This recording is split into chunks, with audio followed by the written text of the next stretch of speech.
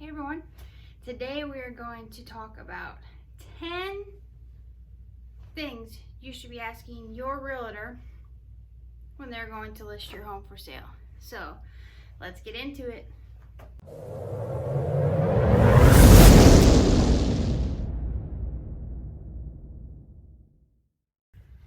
Alright, so Kristyn Bradley here, Tampa Bay area real estate agent.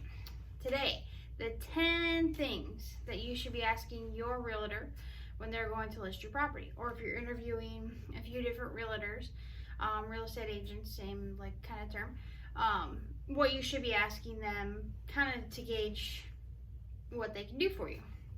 So please realize that your needs are always going to be a little bit different from every other client. So someone that just puts you in one little box, I don't like that, because everyone should be able to deviate a little bit compared to what your needs are, because maybe your neighbors aren't the same. Maybe you need to sell faster. You know, there's little different things. So if someone's not really listening to your needs right away, just tell them to leave. Always just make sure they're listening to you and actually talking to you, and you know they're gonna help you and that you trust them. So that's a whatever. But so listen to those things first, and then you should ask everyone these 10 different things. And then from you have to see what's most important to you. Are these 10 things important to you? Are they gonna help get your home sold? Yes. Are they more important than your relationship with said real estate agent? I don't know. Those are things that you have to determine. So, number one, how many homes is the brokerage selling? So always remember, when you are hiring a real estate agent, that agent is working for you, but you're actually hiring their brokerage.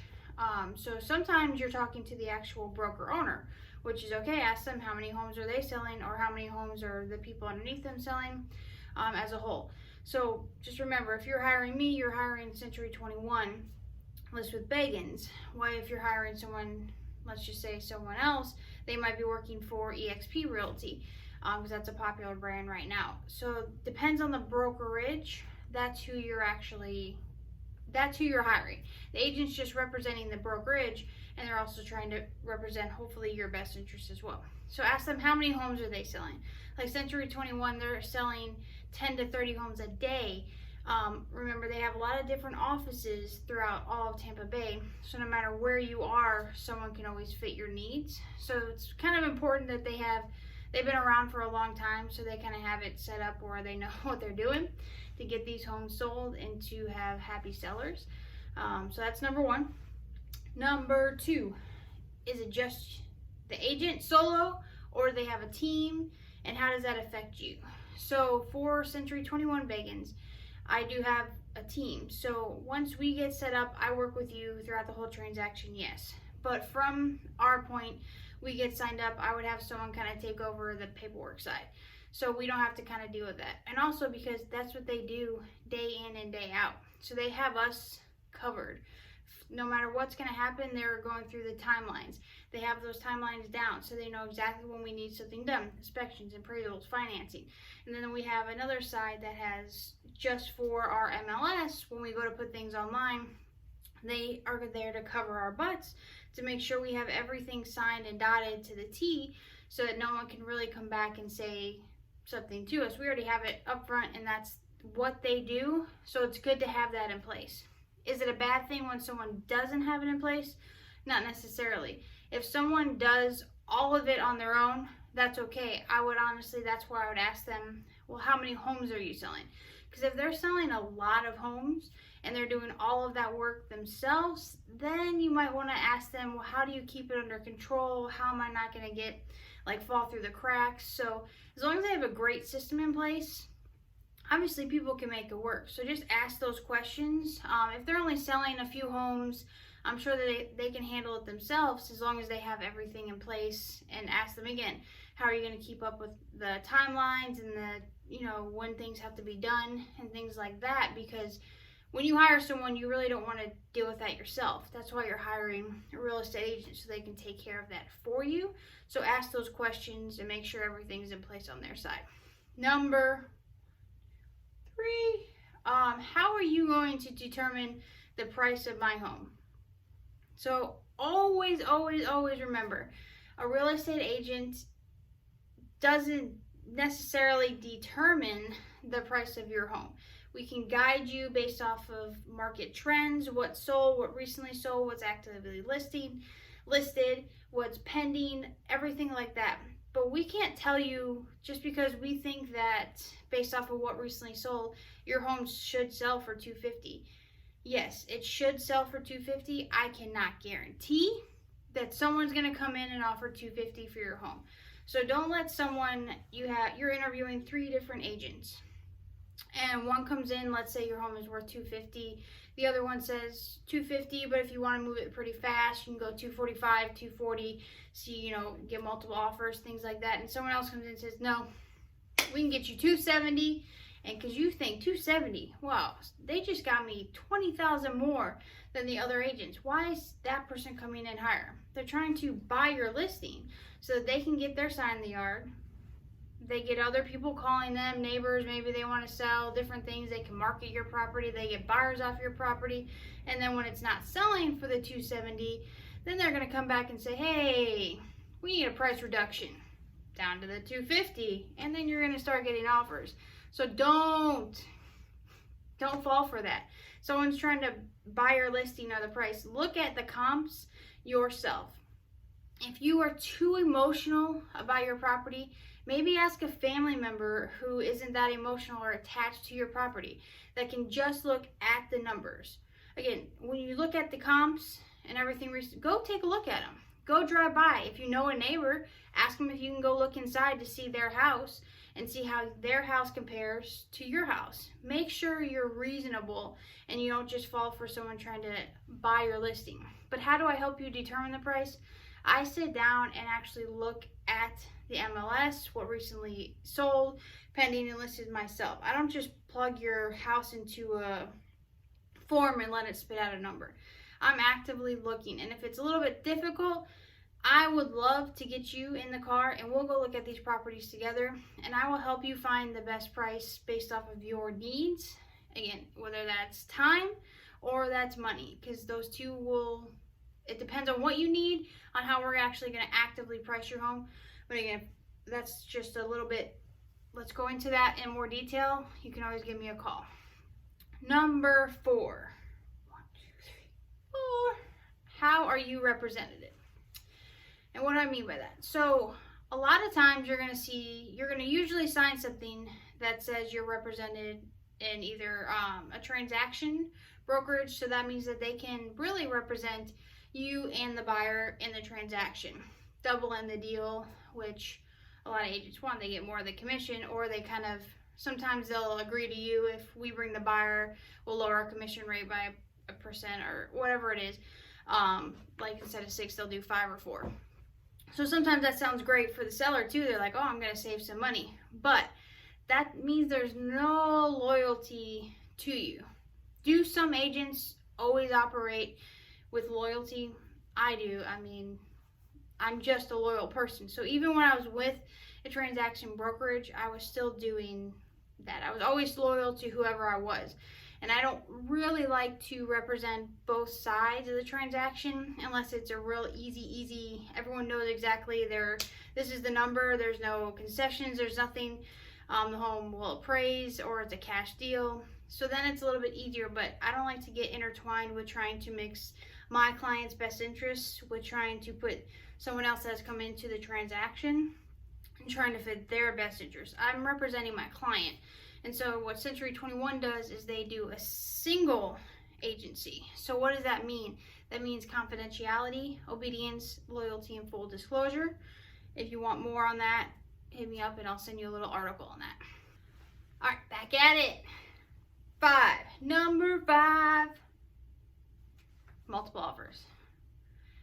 And still we're depends on the price point, but within the last few years, you would usually get multiple offers on your property if you were in a medium price range, or depending on what county you're in. Say Pasco, you were in that like 120, 130, and that's a good price range for first-time home buyers. Even in Hillsborough County and Pinellas, when you're around like the 200 to 300, that's still a great price point for people to get into homes rather than renting.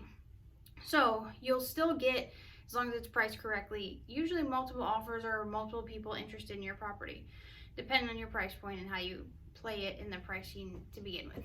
But how do you deal with that? So again, not always is the top price the best thing. You have to look at your terms too. So how I would handle it is we would sit down together, and first I have to know your goals. And that should have been discussed before, but we'll go through that again just to make sure it's still, is it the money? You want top dollar for your home? Then that's what we're looking for in these offers. Or is it a smooth closing, no concessions, or they're going to sign something that says if the appraisal comes in a little bit lower, they agree to the new lower price, so there's no hassles down the line. Is it you want to move fast? You have another home, you need to get this baby sold, so what is going to get me there fastest? So those are the things we have to discuss. And so that's how we'll go through the multiple offers. Again, we can't just say that because someone offered $10,000 over asking that is your best offer. Sometimes they have concessions. They need seller's closing costs. Or, they're not going to sign. What happens, they offered that, but the home doesn't appraise, so what does it matter? They're not going to pay the extra $10,000 down the line because they've already said no.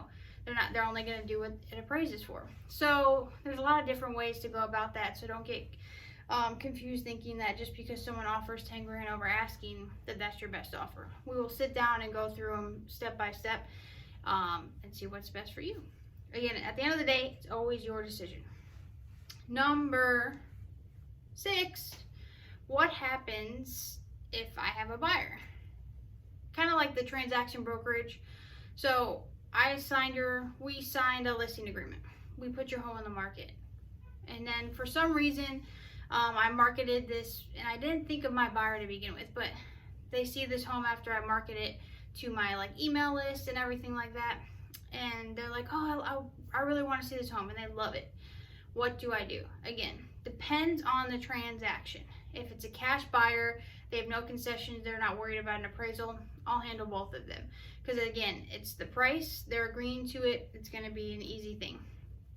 If there's back and forth, I would, depending on the situation, bring someone else in to help me with that said buyer. Because my loyalty is to you. When I signed that agreement with you, I'm loyal to you. So I want to get your best interest in this transaction. And I can't possibly do that if I'm also working with the buyer who has different best interests. And that's just honest. So I would have to bring someone in and, just split the commission like we normally would. So there would be no other way to really do that, in my opinion, to be honest and loyal to you. But again, if it's something that can be worked out easily, we can easily represent both and then, work something out from there. Number 7, how do you pre-qualify buyers? This is a good one because anyone can really just look at your house. You have an open house, anyone can really just walk in the door. So what do you need? You need a pre-qualification. So not just like a pre-approval you can get within 10 minutes. You actually want to talk to these lenders, see how far they've gotten. Have they submitted all their W-2s, tax forms into their underwriting team, that said lender? How far are they? How good is their approval? Do they have a few things that they have to clear up before they can actually close on this loan? Have the conversation with those lenders. So that also plays into if you have multiple offers. You're calling those different lenders because you want to know which one is the best for your said seller. So what can you do for that? Just give them a call. Even you, when you're doing a for sale by owner, if that's the route you choose to go on, if someone brings you an offer and they give you their pre-qualification letter, call that lender and ask them, how good is this offer? How quick can they close?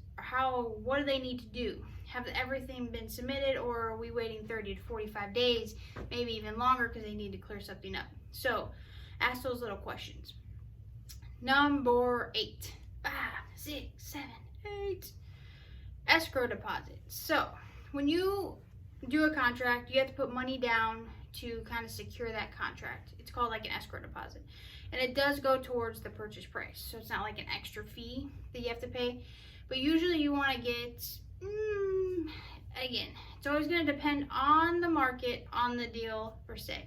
So if you have nothing, no offers coming in, really you're going to push for, depending on your price point, around $3,000 to get in there with your escrow deposit. It's always better to get more in your escrow deposit because that means they're more committed to your home. But as the buyer side, on that side, they're going to push for less because if something happens and they miss a deadline, they won't lose so much money in that deposit. Because that's why those timelines are critical, because your escrow deposit either stays with the seller or it can go back to the buyer. So always pay attention to those.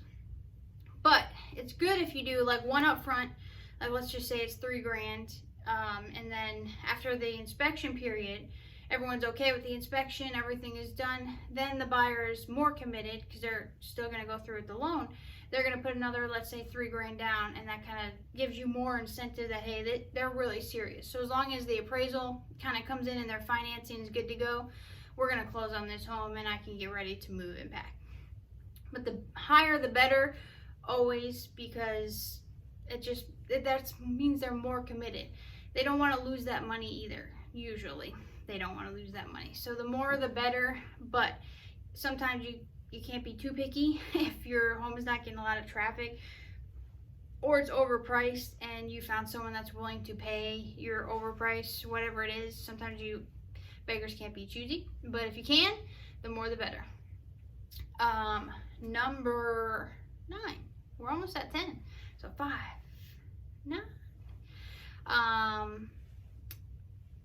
How long is suitable for a buyer to get loan approval? So kind of essentially, how long is it going to take for said buyer to get approved by the lender and then be able to close on my home? So going back to my other point, we should really get these buyers into underwriting already. So it depends on how serious they are of buying a home. Some people are like ready within 2 weeks. They just need their appraisal because they've been looking and they have everything with underwriting. They're pre-approved, they're pre-qualified and everything. They're ready to go. They just needs to find the perfect home and appraise for the right price and they're ready.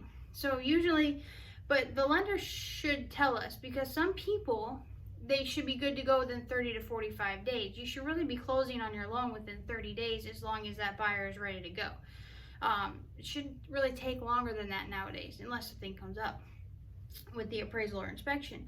But with that being said, if someone has a few dings on their credit and they find your house and you're willing to work with them, then it might take a little bit longer. But again, it all depends on your needs as a seller, on what we can work with and what we can't work with. Number 10, and the biggest one, which everyone always wonders and asks, and the big thing nowadays with internet and social media, how are you going to market my property? Well, since they've been doing this Century 21 for a long time now, and they kind of have their systems in place, they have it down pat. That's why they're selling 10 to 30 homes a day. So obviously you're going on the MLS. Every brokerage should always be putting you on the MLS, and from there you're syndicated to all the top websites, Zillow, Realtor, Homes.com. I mean, there's so many little different ones too. If you search your address, it should come up. And then with Century 21, you're going to get a personalized website with that address as well for marketing. You get a video, YouTube. Always make sure someone is using a professional photographer to take pictures of your home. If they walk in, I'm filming right now with my phone. I can take like little snippets, like coming soon photos. Great. Those are great to get out and pre-market. And hey, if anyone's interested, we don't have to spend time showing this for a few weeks through unqualified buyers, little things like that. So, but if they're going to post photos on the MLS and it's going to be all over the internet, make sure they're using a professional photographer. I just don't understand. You as a seller do not demand, you have to demand these things. Ask them, who are they using? Professional photography, even if you are doing it for sale by owner, do it if you're committed and you're serious. It's like, you can find a great one between $100 and $200 and you get at least 30 photos. Some will do drones, they get your top. Some will even do like a little walkthrough video for you. I mean, it's reasonably priced for how much you're going to make on your home. If you can't afford it or whatever the reason, come on guys, 100 to 200, you have to get these professional photos done. It helps sell a home. Again, what people see on the internet nowadays, that's how they're going to find your home, is on the internet. So you have to be present everywhere on the internet. You have to be on social media like Facebook, Instagram, Twitter sometimes, depending on the demographics, LinkedIn. And how are you going to how is your listing agent going to promote this with crappy photos or not edited like great photos or drone photos or video footage? How are they going to promote this? How is it going to attract someone? When you're looking at a home, what attracts you the most at first is the photos of that home. Finishing up point number 10, because technology sometimes, I tell you. So I kind of went on a rant. Get professional photography. Use an agent who uses professional photography. But on the rest of that, so what do you want to do to market your home besides being everywhere on the internet? Facebook, you need to do Facebook ads to generate as many possible people to see your home as you can, everywhere. So you want to do YouTube videos like I'm doing right now, all those type of things. You obviously want to call the neighborhood, call everywhere around there, follow up on all the leads that come through with a query about the property, for one, because some agents don't answer their telephone. And then you can go door knock plus call. If you're going to be doing open houses, pluses and negatives about all of that. I can do another video on just open houses. But you want to go and, talk to the neighbors, because sometimes they have people coming in and they want them to live in the same neighborhood. So ask them. It's a good place to start. You never stop marketing. But at the beginning, if you're not getting enough traction off of all of these marketing avenues, again, Century 21 already has these systems in place. That's why they're able to sell the 10 to 30 homes a day, because we plug it right in and it's ready to go. This system already is working. So if you're not getting enough traction, it usually has to do about the price of your home versus the condition of your home. And those are things that we have to discuss. But has to be marketed everywhere on the internet. Depending on the price point, maybe luxury homes can get into like a luxury home magazine. But if someone's talking about a newspaper, kick them out of your house. And not the internet, and they're not doing videos, and don't use them. But a little tidbit, I'm adding one little extra point. So I had 10 things you should ask, one other one, so 11. Do they have an in-house attorney? Why is this important? Because things happen and you need to have someone in place to protect you. So it's good to have your brokerage has their own in-house attorney, so that they are able to have things in place to protect you. But also the title companies, a lot of times they have like partnerships with real estate attorneys, so they're able to make sure they're triple checked on their side too when they're going to give a clear and clean title, or they're part ownership, so it's going through the attorney anyways, and they're able to be there as a standby to call if you have any questions about it, because you never know what will come up in a transaction. It's great if they all went 100% smooth and you just put it on the MLS and all homes sold. It doesn't happen that way.